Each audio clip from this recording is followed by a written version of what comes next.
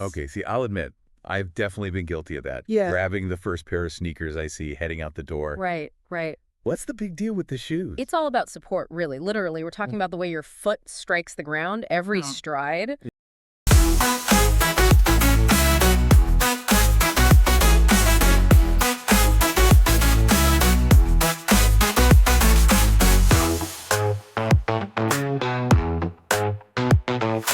Welcome back to the Deep Dive, everyone.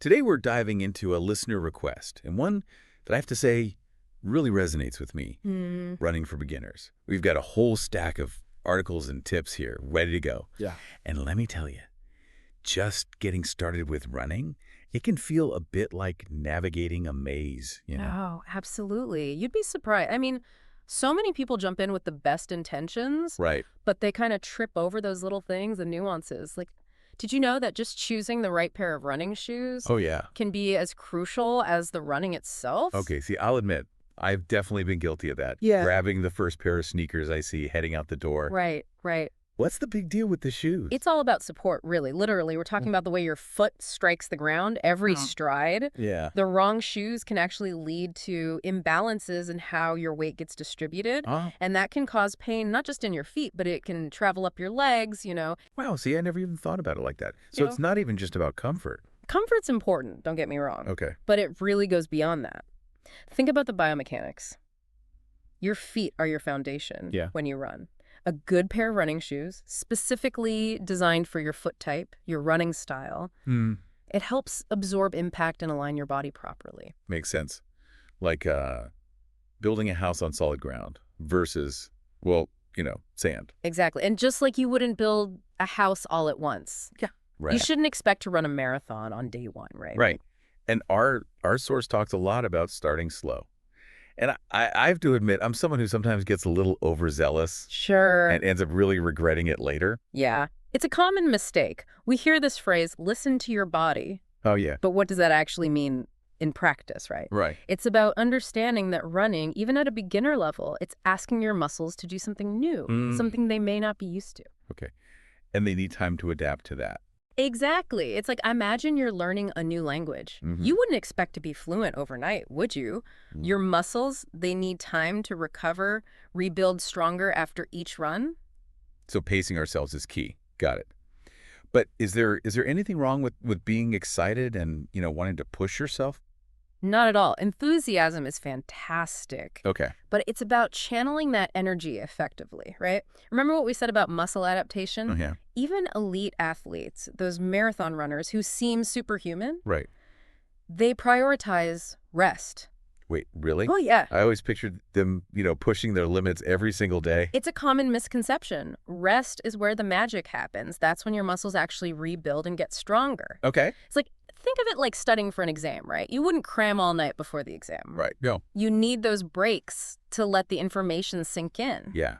That's a great analogy. Right. So it's more about working smarter, not necessarily harder. Yes. Just like with setting. You got it. And that ties into the mental game of running, which our source also emphasizes. This is where celebrating those small victories comes into play. You mean like acknowledging that I ran, I don't know, for 10 minutes straight today, when last week I could only do 5. Exactly. Yeah. Instead of just focusing on that far-off goal of, running a 5K or a marathon. Yeah. Celebrate those milestones along the way. Right. Each one is a stepping stone. Yeah. It's a sign of your progress. That's a really good point. It's easy to get so caught up in that end goal and forget to acknowledge, like, wow, we've come a long way Absolutely. from where we started. It's like Carol Dweck's growth mindset, but applied to running. Recognizing that you're on a journey, and each step, no matter how small, it's a step in the right direction. So we're building that solid foundation, celebrating those small wins. But what about the actual running itself? Our source, it dives into some common debates, like treadmill versus running outdoors. What's your take on that? Ah, yes, the great debate. Honestly, I think they both have their time and place. Okay. Think of it like this. The treadmill, it's like a controlled lab experiment for your run, right? You set the pace, the incline, even the weather's taken care of. No surprise downpours, no gusts of wind to throw you off. Exactly, exactly. So it's great for those days when you need to just focus on hitting a specific pace. Right. Or you just want a more predictable environment. Yeah. But on the other hand, running outdoors, that's like swapping the lab for the real world. you know? With all its hills and valleys, literally. Precisely, yeah. You've got varying terrain, wind resistance. It's a different kind of challenge. Right. Engages different muscle groups. Yeah. Plus, there's something to be said about the mental benefits of just being out in nature. For sure. Sometimes a change of scenery is really what you need to just clear your head. Absolutely. So it sounds like they both have their merits. Do you find yourself, I don't know, leaning towards one or the other, or? You know, I like to switch it up. Treadmill for those, like, focused training days, you know? Right. And then outdoors when I need a change of pace. Literally and figuratively. Speaking of switching things up, though, our source also touched on another common concern. Age. Is it ever too late to start running? Yeah, that's a big one. I feel like a lot of people, they think if they didn't like grow up running track or playing sports, that it's too late for them. That's just simply not true. It is never too late to start. Our bodies are incredibly adaptable. Okay. And running is a great example of that. Of course, always wise to consult your doctor before starting any new exercise program, especially if you have any underlying health conditions. Right. Of course. Always good to get that checked out first. Yeah, definitely. So it's more about listening to your own body, respecting its limits than trying to fit into like a certain age bracket or like a mold. Exactly. We put these limitations on ourselves that aren't really there. Right, yeah. Like they're saying, age is just a number. Absolutely. And speaking of listening to your body, our source really emphasizes that this shouldn't be a one-time thing when you start running, but rather an ongoing dialogue. So it's not about just like pushing through any pain, but recognizing what your body's telling you. Yes. There's a difference between discomfort, which is normal when you're pushing yourself, and actual pain, which is a warning sign. Right. And learning to differentiate between the two is crucial. And that brings us back to finding joy in the process, which is something our source emphasizes as well. Yeah. It's not just about, checking off the miles. It's about finding what you enjoy about running.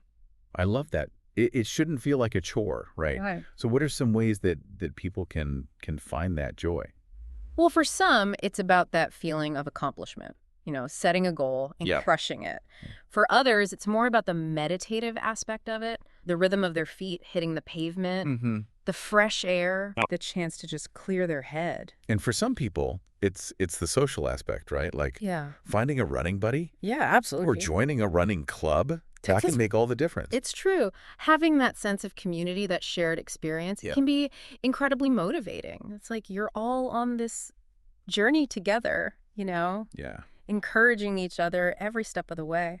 I remember reading a story. It was about a woman who, she started running in her 50s.